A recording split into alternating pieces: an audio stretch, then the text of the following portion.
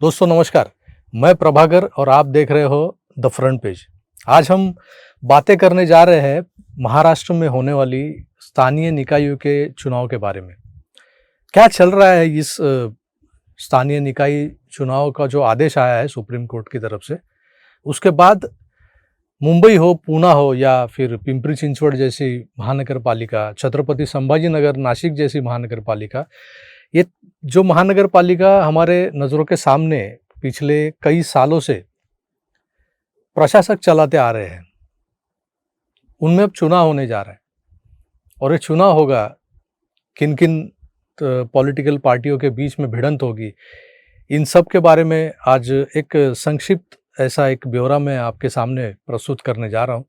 तो कहीं मत जाइएगा, देखते रहिएगा आपका अपना पसंदीदा YouTube channel the front page. Maharashtra में मौसम बदलते ही सियासी तापमान चढ़ने लगा है। जैसे ही मानसून विदा लेगा, वैसे ही स्थानीय निकाय चुनाव की बिगुल बजेगी। और इन चुनाव की बिसात पर दाव सिर्फ नगर सेवकों का नहीं, बल्कि बड़े बड़े दिग्गजों का भी लगने वाला है। सवाल यह है कि क्या ये लड़ाई गठबंधन की होगी या सब अपने अपने दम पर उतरेंगे मैदान में। जैसे कि आप जानते ही हो, सुप्रीम कोर्ट का सख्त आदेश आया है महाराष्ट्र में, और जो लंबे अरसे से प्रलंबित सभी स्थानीय निकायों का चुनाव जो है वो 4 महीनों के भीतर भीतर कराना जरूरी है। यानी सितंबर के आखिर से अक्टूबर की शुरुआत तक ये चुनाव होने चाहिए। मुंबई हो, पुणे हो, नासिक, नागपुर और छत्रपति संभाजीनगर जैसी प्रमुख महानगर पालिकाओं में चुनाव होने तय है। महाराष्ट्र की आज की राजनीतिक स्थिति को देखें तो 2 बड़े गठबंधन महायुति और महाविकास आघाड़ी चुनाव के मैदान में उतरने को तैयार है। महायुति, जिसमें भारतीय जनता पक्ष, एकनाथ शिंदे की शिवसेना और अजित पवार की एनसीपी शामिल है, जहां दूसरी ओर महाविकास आघाड़ी, जिसमें उद्धव ठाकरे की शिवसेना, कांग्रेस और शरद पवार की एनसीपी है।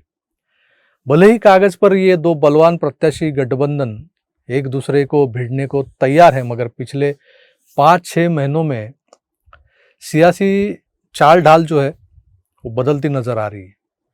लोकसभा और विधानसभा में भले ही ये गठबंधन बने रहे, महाविकास आघाड़ी और महायुति, लेकिन महानगर पालिका चुनाव में क्या ये साथ में लड़ेंगे या फिर बन जाएंगे प्रतिद्वंदी, यह सवाल सबके जहन में जरूर होगा।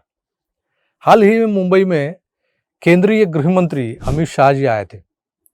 उन्होंने अपनी पार्टी के पदाधिकारियों से मुलाकात की, बैठक की, और एक जिसे महत्वपूर्ण कह सकते हैं ऐसी एक मुलाकात भी उनकी हुई, वो एकनाथ शिंदे से, सह्याद्री गेस्ट हाउस में।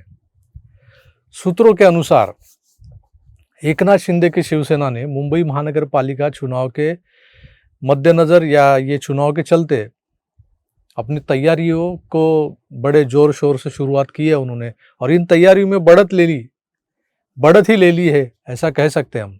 शिंदे ने हालिया स्थिति का जायजा जो है वो अमित शाह के सामने रखा हुआ है, और रखने के बाद उन्होंने महानगर पालिका चुनाव में 107 वार्ड्स की मांग रखी है।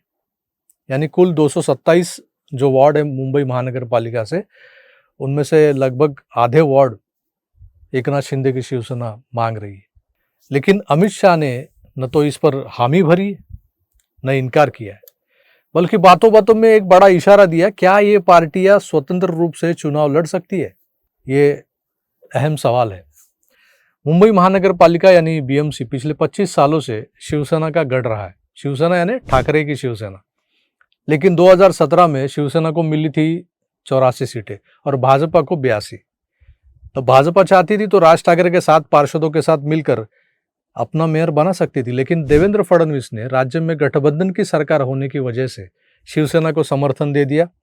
मुंबई महानगर पालिका फिर एक बार ठाकरे की शिवसेना के कब्जे में चलेगी। अब सवाल यह है कि क्या बीजेपी दोबारा वैसी ही दरियादिली दिखाएगी एकनाथ शिंदे की शिवसेना के लिए, या इस बार खुद का मेयर बनाने का सपना साकार करना चाहेगी। कुछ भी हो सकता है। यह रहा मुंबई का मामला। अगर हम मुंबई के बाहर की पालिकाओं के बारे में सोचेंगे तो उसमें पुणे तथा पिंपरी चिंचवड़ जैसी महानगर पालिकाओं में अजित पवार और उनकी एनसीपी का क्या रोल होगा, इस पर भी ध्यान देना होगा। बहरहाल आप वैसे जानते हो कि महायुति के तीसरे सहयोगी है अजित पवार और उनकी एनसीपी।